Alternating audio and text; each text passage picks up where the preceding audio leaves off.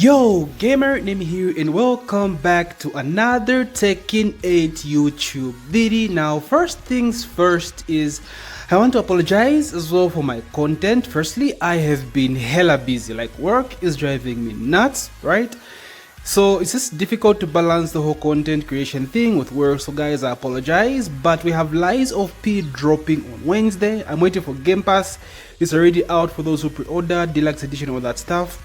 So dropping on Wednesday. From then you're going to see a lot of Lies of P content. But anyway, today I wanted to talk about the story mode of Tekken 8.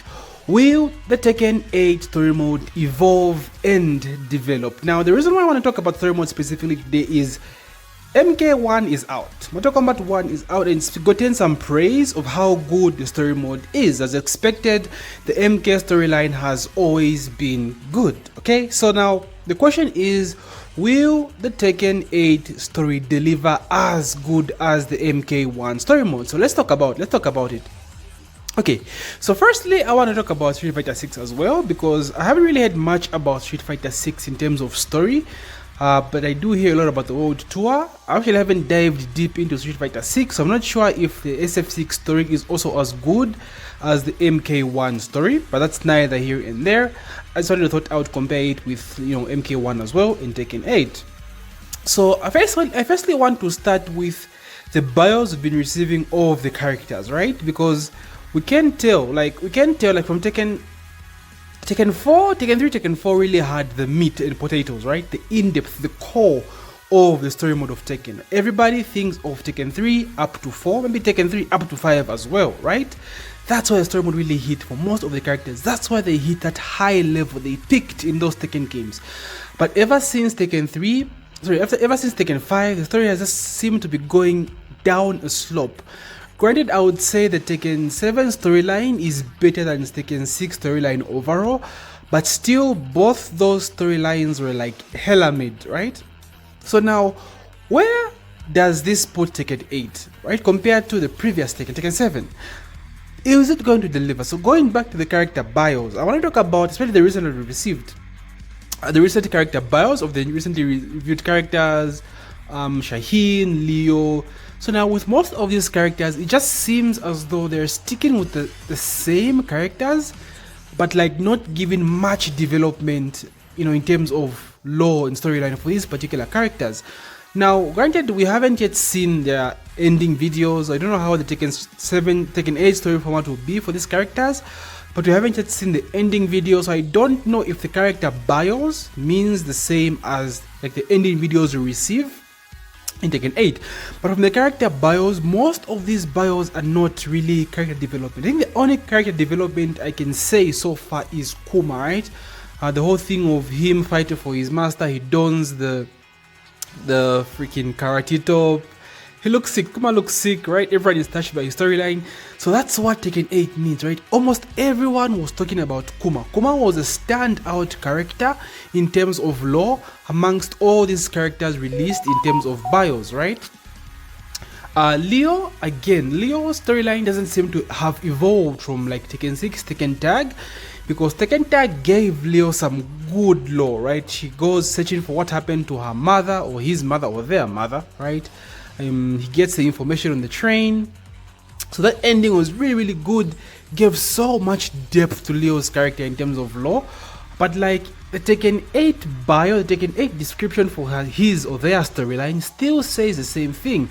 He's still looking to see what happened to the mom. Now, the reason why I say I don't know if the character bios means the same as the freaking ending videos we'll get in Tekken 8, right? So I can't really tell if Leo's storyline or the character bio will be the same as it is in Tekken 6, because what I personally wanted for Leo is some kind of relationship with Steve, right? Because the mom that freed Steve from the lab was actually the woman that freed Steve from the lab was actually Leo's mom. So seeing Steve and Leo have a good interaction can actually make a lot of sense. That's something I'm hoping for. Something that was not said in the Tekken 8 bio for Leo. So like character development, we need more of that. Furthermore, characters like Dragonov, Dragonov's bio has something to do with him going on vacation, right? But we need Dragonov to close out the rivalry with Raven. So again, I don't know if that's just the character bio. If we see that in the Tekken 8 ending description, we don't know.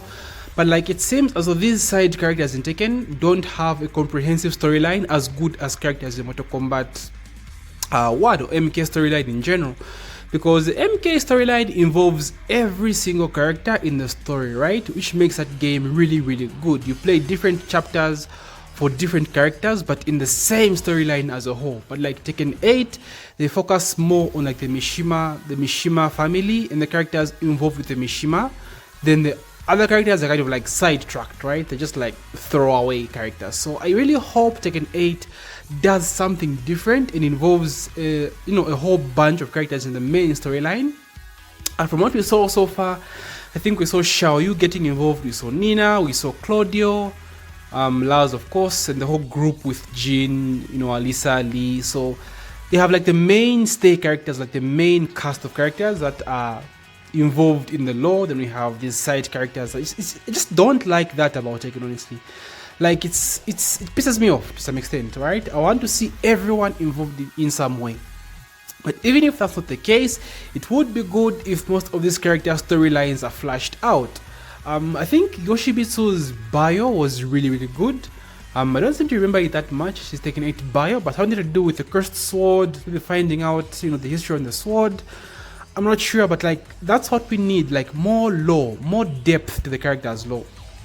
Let's see, who else was there? I think we saw Shaheen. I think Shaheen is just a bodyguard, right? Protecting, I don't know.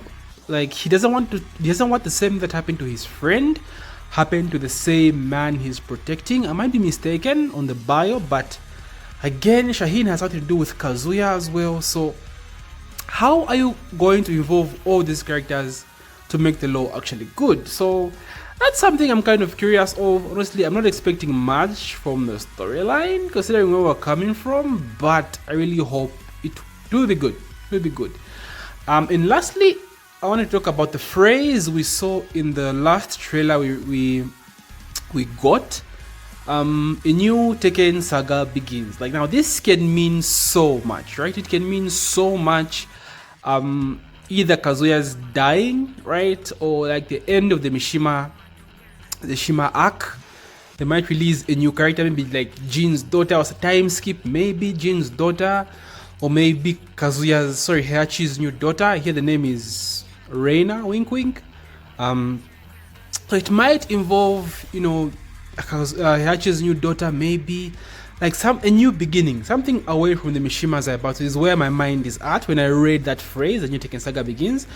And I don't think a lot of people might have issue with that, because the Tekken 8 Mishima saga has lasted for long, right? I believe it has a Guinness Book of World Records for the longest running storyline in a game, fighting game, or just a game in general. So I don't think a lot of people will be pissed if it took a new direction, but hopefully it does. I kind of want to see Jin all grown up, I don't know, but I'm good with either way. I don't mind if they do one more chapter with the Mishimas, but like, everything is pointing towards a new storyline, and I'm all for it. So my expectation of story mode, I don't know. It's kind of 50-50. The things we've seen so far are good in terms of character storyline, right? Jun is coming to add more depth to the storyline. Jun and Kazuya, they have the opportunity to even do like throwback, right? Flashbacks, like the flashback they gave us with with Heihachi and Kazumi. That was like the meat of the Tekken 7 storyline. That was like the tip. That's like the peak of the Tekken 7 storyline. So if they do something like that with Kazuya in June, that would be good. So they have all the content with them. It's up to them to deliver. And honestly, I'm looking forward to it. Like, it just got me thinking, watching MK storyline, like, Tekken 8 has to deliver, guys. I'm sorry, but like, they just have to, right? They have to. They've boasted about having a big budget, right? They have the characters, they've had the time. Honestly, they've had the time, so there's no excuse, right? Just really hope they do focus a lot on the storyline, honestly. Like, yeah. So anyway, guys, that's what I really wanted to talk about. Again, I apologize for the content. it's been rough, but we're still pushing. And yeah, GG my boys, and expect hella lies of P content going forward. And yeah, GG's and take care.